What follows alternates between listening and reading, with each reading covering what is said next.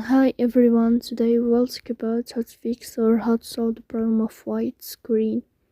On the application of Remitly app, you will go to settings.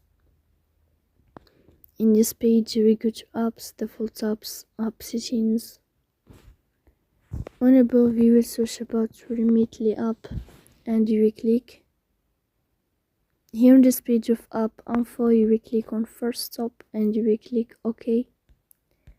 Then you will enter to the window of storage. Here you will click on clear cache, but pay attention, don't click clear data because that can delete your account.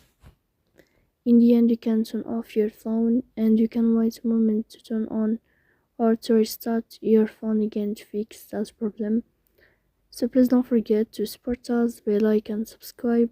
See you next time and thank you for your watching.